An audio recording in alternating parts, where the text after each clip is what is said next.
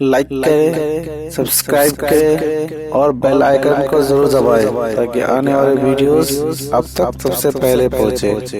ایک واقعہ مجھے یاد آ رہا ہے، علامہ جامی رحمۃ اللہ تعالی علیہ نے اس واقعے کو نقل فرمایا ہے۔ ایک نیک عورت تھی، اللہ نے اسے خوبصورتی عطا فرمائی تھی۔ ایک ظالم شخص کی نظر اس عورت پر پڑ گئی اور اس کے دل میں یہ خیال پیدا ہوا کہ میں کسی نہ کسی طرح اس پر قابو پا لوں اور اپنی خواہش پوری کروں۔ ظالم تھا، طاقت کا استعمال کیا، اس عورت پر اس نے قابو پا لیا، اور قابو پا لینے کے بعد جب اپنے گھر میں وہ لے کر کے گیا تو اس عورت نے گھر کو دیکھا، اسے کوئی بچنے کی صورت نظر نہیں آئی، تو اس نے کہا کہ اب تو میں آپ کے قابو میں ہوں، مجھے صرف 5 منٹ کا موقع دیجئے اوپر کی منزل کی طرف جانے کی، میں ذرا اوپر ہو کر کے آتی ہوں۔ اس نے سوچا دروازے بند ہیں، اوپر جائے گی، بھاگے گی کہاں سے؟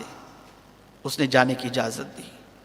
وہ جب اوپر منزل پر پہنچی، ایک مینار اسے نظر آیا، مکان کے اندر ایک چھوٹا سا مینار جیسا نظر آیا۔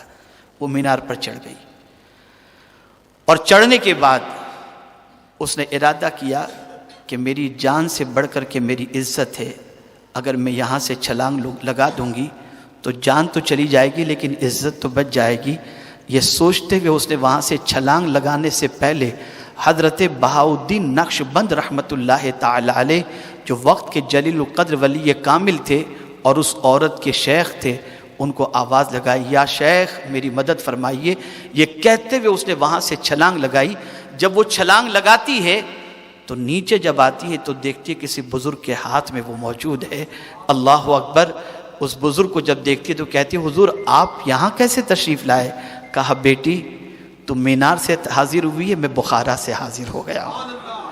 جب ایک عورت اپنے اندر کانفیڈنس پیدا کر لے کہ میں اپنی آبرو کو بچاؤں گی تو مولا اس کی مدد ضرور کرتا ہے، پروردگار کی طرف سے اس کی مدد ضرور شامل حال ہوتی ہے۔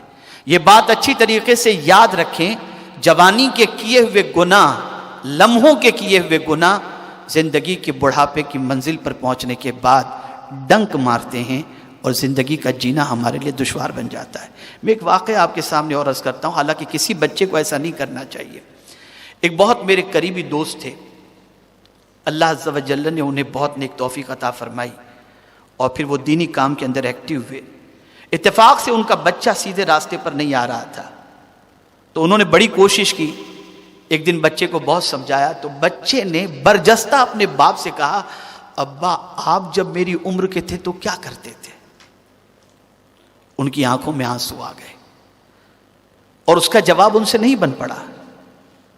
تو کبھی ایسا ہوتا ہے کہ عمر کے اس مرحلے میں جہاں ہمیں اپنی حفاظت کرنی چاہیے اور اپنے کیریکٹر کو پرفیکٹ رکھنا چاہیے، جب ہم نہیں رکھتے تو ہمارے بڑے ہونے کے بعد ہم اپنی اولاد کو جب نصیحت کرتے ہیں تو اولاد کے سامنے ہمارا پاسٹ ہوتا ہے، جس کی وجہ سے اولاد ممکن ہے کہ تانا دے، اور تانا دینے کے بعد ہمیں مجبور کر دے کہ ہم چپ چاپ اس کی ساری غلطیوں کو برداشت کریں۔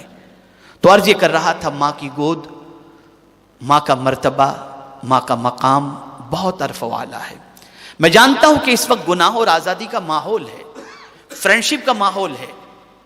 آج دن بدن ہم دیکھ رہے ہیں کہ بچوں کے لیے ماں باپ کے پاس ٹائم نہیں، شوہر کے پاس بیوی کے لیے ٹائم نہیں، اور حالات دن بدن بدلتے جا رہے ہیں، اور بچوں کی حقوق اور بچوں کی حق تلفی یہ آج جو ہے وہ زیادہ عام ہوتی جا رہی ہے۔ لیکن ایسی سچویشن کے اندر مجھے بے پناہ خوشی ہو رہی ہے کہ اتنی بڑی تعداد کے اندر ہمارے ان نوجوان ساتھیوں کی محنتوں سے آپ سب حاضر آئے ہیں۔ اگر اتنے ہی کپلز نے یہ ارادہ کر لیا کہ آج کے بعد ہم اپنی بچوں کی تربیت اپنی مرضی کے مطابق نہیں، مصطفیٰ کی شریعت اور قرآن کے مطابق کریں گے، تو آنے والے دنوں کے اندر یہی بچے ہمارے لیے جو ہے وہ نجات کا سامان بھی بنیں گے اور ہماری عزت کا دنیا اور آخرت کے اندر ذریعہ بھی بنیں گے۔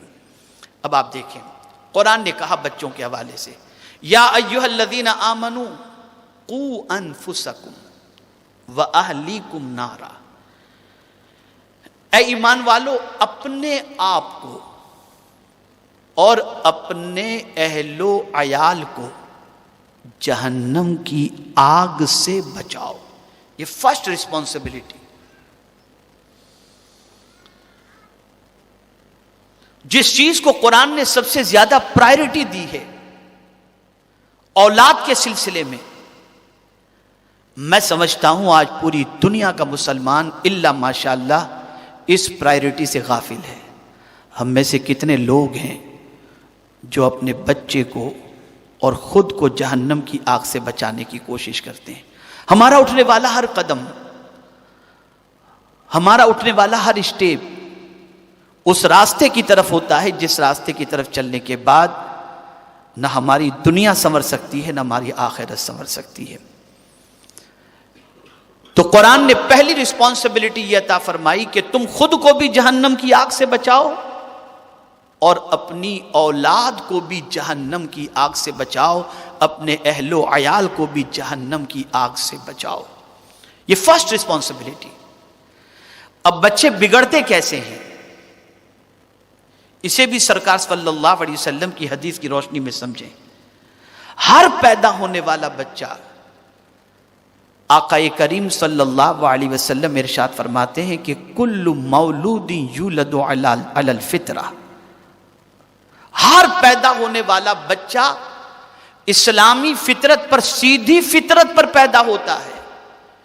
پھر اس کے ماں باپ چاہے تو اسے یہودی بنا دیں، چاہے تو نصرانی بنا دیں، چاہے تو مجوسی بنا دیں، یعنی اللہ تو ہر بچے کو پیدا کرتا ہے فطرت پر، اسلامی فطرت پر پیدا کرتا ہے۔ ماں باپ یا تو یہودی بنا دیتے ہیں، ماں باپ یا تو نصرانی بنا دیتے ہیں، ماں باپ یا تو مجوسی بنا دیتے ہیں۔ تو پتہ یہ چلا کہ بچے کو بگاڑنے کے اندر سب سے بڑا رول جو ہوتا ہے وہ پیرنٹس کا ہوتا ہے، ورنہ قدرت نے تو ہر بچے کو اسلامی فطرت پر پیدا کیا۔ تو میرے پیارے آقا صلی اللہ تعالی علیہ وسلم کے پیارے دیوانوں، ہماری رسپانسبلٹی یہ ہے کہ ہم اپنے بچوں کو یہودی، مجوسی، نصرانی بنانے سے بچانے کے لیے ہم اپنے بچے کی تربیت کے قرآنی اور احادیث کے اصول کو سمجھیں، جس میں پہلا اصول قرآن ہمیں یہ عطا کرتا ہے کہ اپنے آپ کو اور اپنے اہل و عیال کو جہنم کی آگ سے بچاؤ۔